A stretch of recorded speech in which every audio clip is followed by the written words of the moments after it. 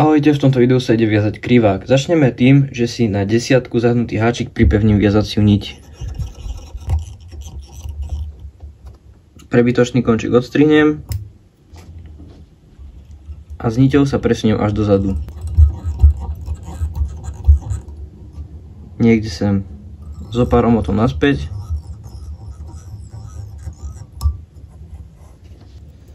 Ďalej je na vás, či si pripevníte lametku alebo drôtik.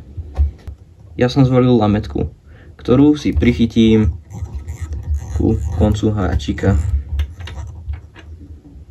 A zatiaľ s ňou nič nerobím. Následne si zoberiem takúto fóliu, ktorú takisto pripevním na zadoček.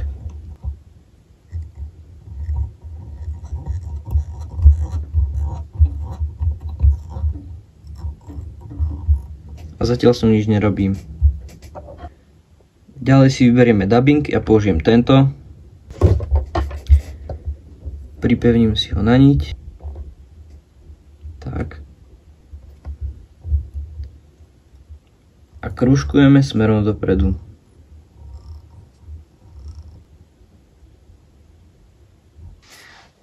Zhruba potiaľto. Ďalej si zoberiem fóliu a natiahnem ju dopredu, kde si ju zaistím.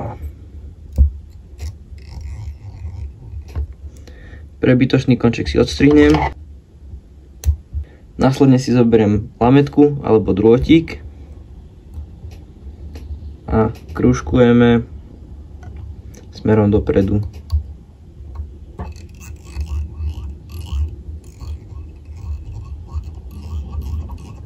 Prebytočný konček si takisto odstrihnem.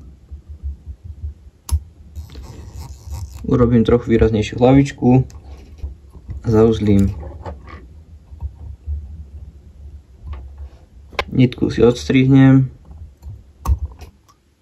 a na hlavičku nanesiem malé množstvo laku. Keď lak zatvrdol, mužku si podľa seba upravím a učešem.